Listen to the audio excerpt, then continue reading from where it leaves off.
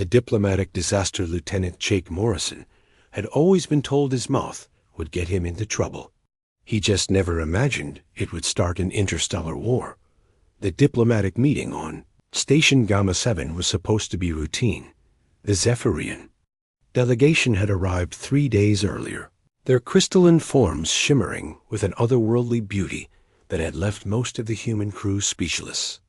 The Zephyrians were known throughout the galaxy for their incredible appearance, beings of pure energy given semi-solid form, with faces that could rival ancient Earth sculptures.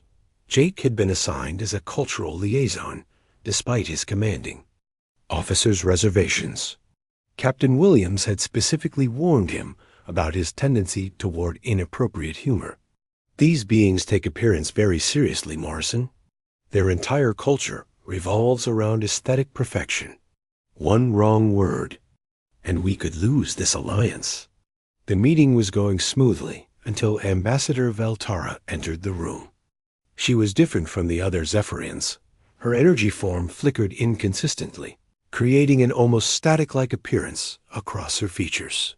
Where other Zephyrians glowed with steady, mesmerizing light, she pulsed irregularly, creating patterns that seemed chaotic rather than harmonious. Jake's brain, unfortunately, processed this through his Earth-based understanding of humor.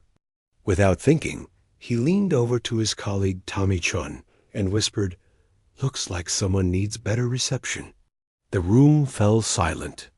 Every Zephyrian present turned toward Jake with expressions that could have frozen plasma. Ambassador Valtara's energy form began to pulse more rapidly, shifting from soft blues and greens to angry reds and oranges.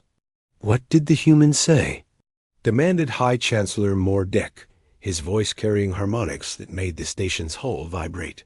Tommy grabbed Jake's arm, his face pale. "Dude, I think they heard you." Captain Williams stepped forward, damage control mode activated. "I'm sure Lieutenant Morrison meant no offense. Perhaps there was a translation error?" But Ambassador Valtara raised one shimmering hand. When she spoke, her voice carried the weight of absolute authority. "The human mocked my appearance. In our culture, such an insult is not merely rude, it is a declaration of hostile intent." Jake felt his stomach drop to somewhere around his boots. "Wait. I was just joking. I didn't mean anything by it. It's called sarcasm. We humans do it all the time." High Chancellor Mordeck's form blazed brighter. "You admit to the insult? You acknowledge that your species engages in deliberate aesthetic mockery as entertainment? Well, when you put it like that, it sounds worse." "Then it is," Jake stammered. The Zephyrian delegation began to pulse in unison, their energy forms synchronizing into what looked disturbingly like a war formation. Ambassador Valtara stepped forward, her irregular patterns now stabilizing into something that looked decidedly military. "By the ancient codes of our people, aesthetic insult demands aesthetic justice. Your species will answer for this transgression." "Captain." Williams tried desperately to salvage the situation. "Surely we can resolve this diplomatically. Lieutenant Morrison will formally apologize." "Apologies cannot restore damaged honor," Valtara declared. The human laughed at imperfection. "Now they will learn what true imperfection means when their worlds burn." As alarms began blaring throughout the station, Jake realized his thoughtless comment had just triggered humanity's first galactic war. Sometimes being right about your mouth, getting you into trouble, was the worst kind of victory. Humanity's response within 6 hours of the diplomatic incident. Every human colony, outpost, and starship had received the same chilling message. The Zephyrian Empire had declared war on humanity. The reason cited was gross aesthetic insult leading to irreparable cultural damage. Admiral Rebecca Stone stood in the war room of Earth's military headquarters, staring at holographic displays showing Zephyrian fleet movements across 3 sectors. Her weathered face showed no emotion, but everyone present could feel the tension radiating from her like heat from a forge. "Let me get this straight," she said, her voice dangerously calm. "We're at war because Lieutenant Morrison made a joke." "About poor reception?" Colonel Marcus Webb nodded grimly. "The Zephyrians take appearance very seriously. According to our xenocultural experts, mocking someone's looks is equivalent to challenging their right to exist. And they have 12 star systems, advanced energy weapons, and ships that can phase through solid matter," added Dr. Patricia Vale, the head of Alien Affairs. "We're severely outgunned." Jake Morrison sat in the corner, looking like he wanted to disappear into the floor. He'd been recalled to Earth immediately after the incident, his diplomatic career effectively over. "I keep telling everyone it was just a joke. I didn't know their culture was so sensitive about appearances." "Admiral." Stone turned her sharp gaze on him. "Morrison, you've started something we might not be able to finish. The Zephyrians have already attacked our outer colonies. Kepler Station went dark 2 hours ago. The holographic display updated, showing red zones spreading across human space. Like a disease." Tommy Chun, who had accompanied Jake back to Earth, spoke up from his position near the tactical displays. "Ma'am, there might be something else. During the meeting, I noticed Ambassador Valtara seemed different from the other Zephyrians." "Different how?" Admiral Stone demanded. Her energy patterns were irregular. The others all had these perfect, steady glows, but hers flickered and jumped around. And when Jake made his comment, she reacted faster and more intensely than the others. Dr. Vale leaned forward. "That could be significant. In Zephyrian culture, aesthetic imperfection is often associated with social outcasts or those who've been injured in some way. So I insulted someone who was already sensitive about their appearance?" Jake groaned. "Great. That makes it so much worse." Admiral Stone began pacing, her military mind working through possibilities. "Actually, Morrison, it might make it better. If this ambassador has personal reasons for taking offense, maybe the entire Zephyrian Empire isn't as unified in this war declaration as they appear." Colonel Webb pulled up intelligence reports. "We've intercepted some Zephyrian communications. There does seem to be some internal debate about the war. Several energy signatures suggest disagreement among their leadership. The question is," Dr. Vale said, "how do we exploit that division? We can't match them militarily, but maybe we can outthink them." Admiral Stone stopped pacing and looked directly at Jake. "Morrison, you started this mess. Now you're going to help us figure out how to end it. You're going to learn everything there is to know about Zephyrian culture, psychology, and politics. If there's a peaceful solution to this war, you're going to find it." Jake straightened up, some of his confidence returning. "Yes, ma'am. Where do I start?" "With understanding exactly who he insulted and why it mattered so much to her. Because I have a feeling Ambassador Valtara is the key to everything. The Zephyrian pursuit 3 weeks into the war, humanity was learning painful lessons about fighting an enemy that could literally bend light to their will. The Zephyrian forces had swept through the outer colonies like a cosmic hurricane. There, energy-based weapons turning human ships into expanding clouds of superheated gas. Commander Lisa Hayes stood on the bridge of the UESA's Defiance, watching the tactical display with growing concern. Her ship was one of the last defensive positions between the Zephyrian advance and Earth's inner colonies. Behind her, Communications Officer David Park monitored incoming distress signals from human vessels across the sector. "Commander, we're getting reports of Zephyrian scout ships in the Centauri system," Park reported. "They're moving faster than our intelligence suggested possible." Hayes nodded grimly. The Zephyrians had proven to be devastating opponents. Their ability to phase in and out of solid matter made traditional military tactics useless.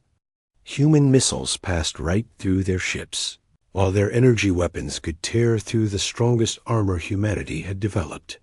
On Earth, Jake Morrison was buried deep in xenocultural research, working with Dr. Vale and a team of specialists to understand their enemy.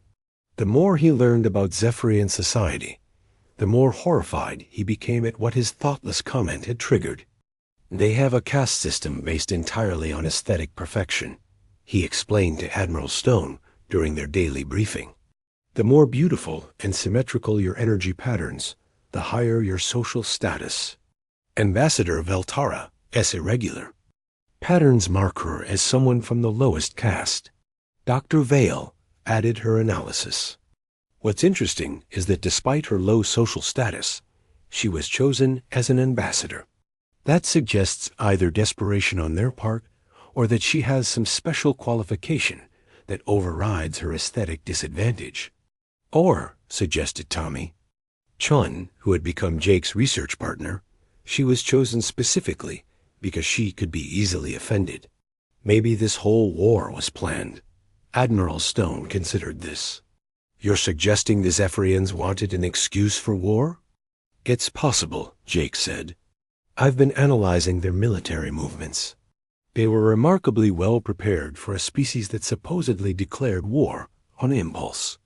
Their fleets were already positioned near our space. The conversation was interrupted by an emergency alert.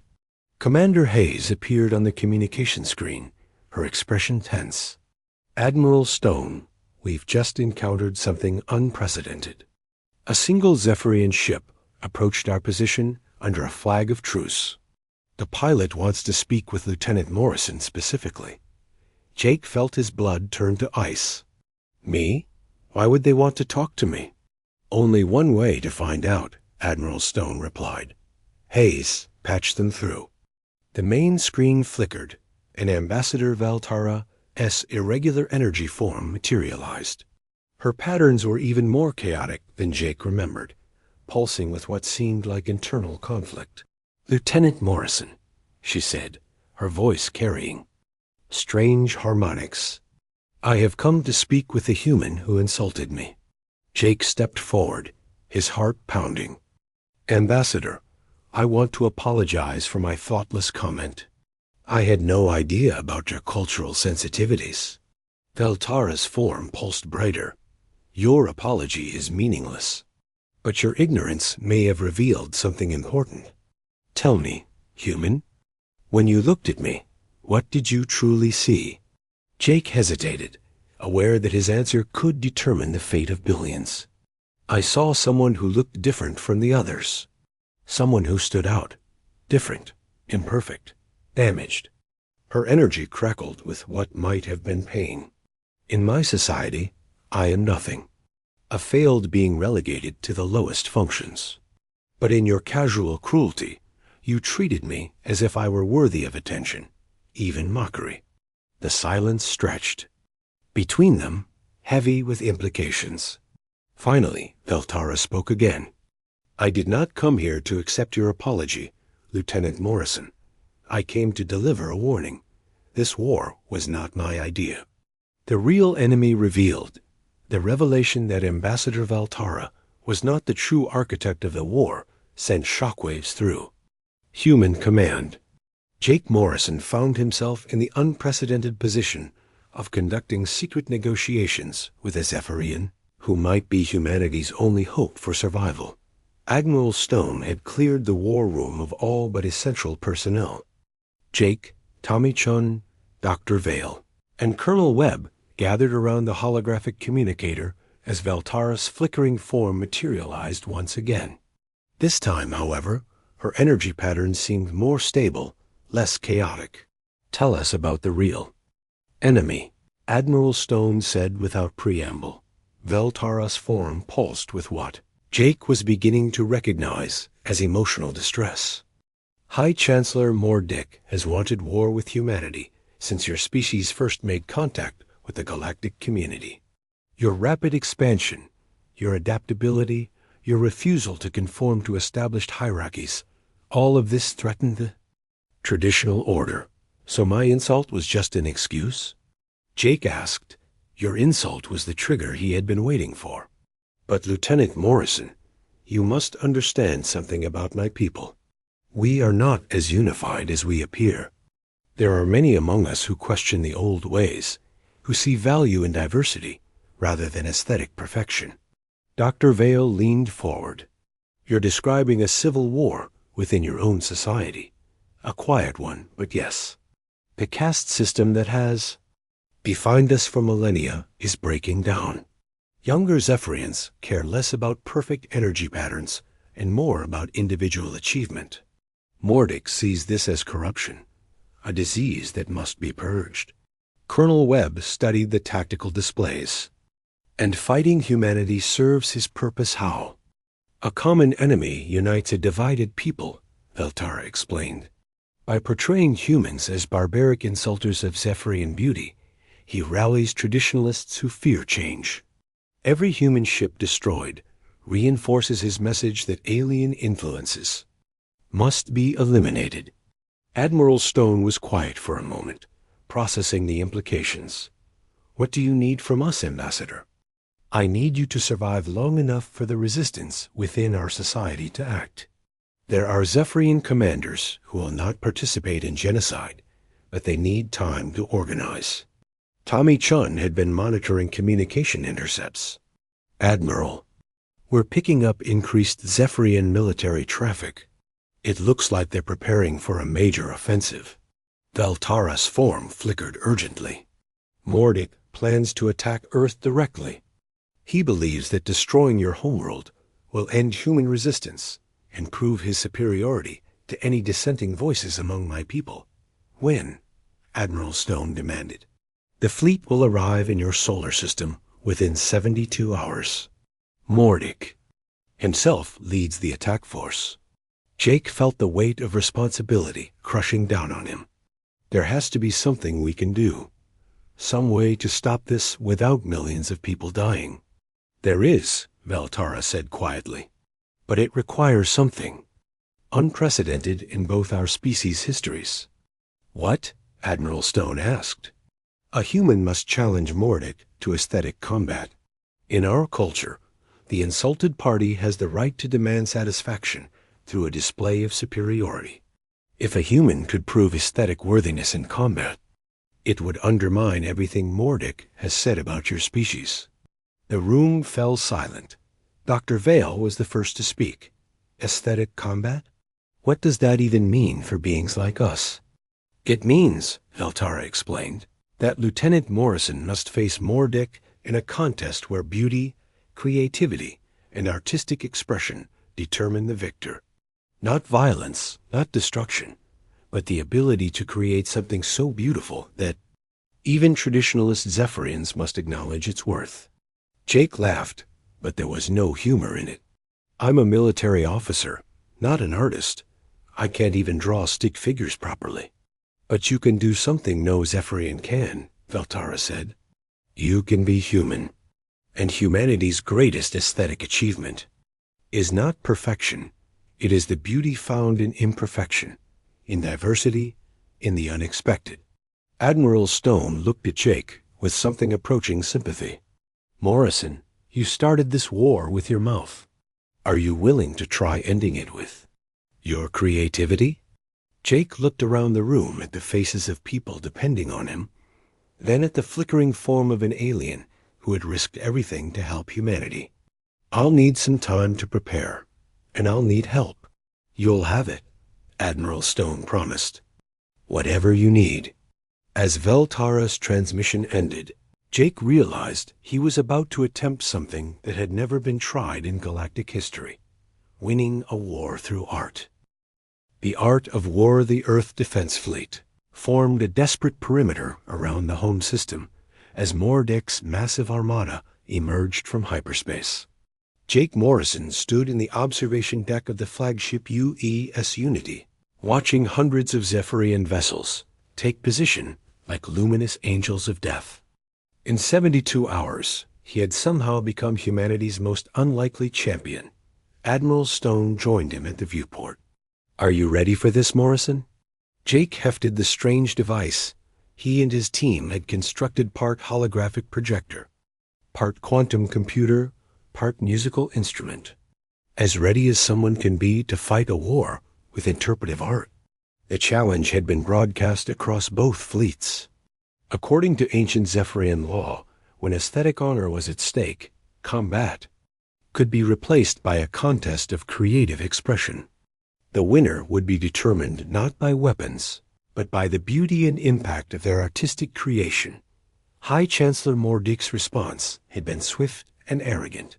He would personally demonstrate Zephyrian aesthetic superiority, crushing human pretensions once and for all. His victory would justify the complete annihilation of humanity as an affront to galactic beauty standards. Incoming transmission from the Zephyrian flagship reported Communications Officer Park Dockmore, single quotes DEK, materialized in the holographic display, his energy form blazing with perfect geometric patterns that hurt to look at directly. Unlike Valtara's chaotic flicker, his appearance was flawlessly symmetrical, pulsing with mathematical precision. "Human Morrison," he said, his voice carrying harmonics that made the ship's hull resonate. "You dare challenge the aesthetic perfection of the Zephyrian Empire? Your crude species cannot comprehend true beauty." Jake stepped forward, surprised by his own calm. "We'll see about that, Chancellor. But I have one condition for this contest. You are in no position to make demands. The contest should be judged by representatives of both our species, plus neutral observers. If you're so confident in Zephyrian superiority, you shouldn't object to unbiased evaluation." Mordic's form pulsed with what might have been anger, but he agreed. Within an hour, a neutral zone was established between the fleets, with judges from several galactic civilizations, present via holographic link. The contest began with Mordic's display. His performance was technically magnificent. Streams of pure energy wove themselves into complex patterns, accompanied by harmonic frequencies that created perfect mathematical relationships in sound and light. It was flawless, symmetrical, and utterly predictable. The judges murmured appreciation for the technical skill involved. Then it was Jake's turn.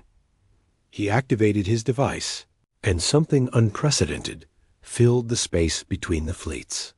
Instead of perfect patterns, Jake projected the story of humanity. Itself, cities rising and falling, children laughing, lovers meeting, friends saying goodbye. The images were imperfect, asymmetrical, chaotic.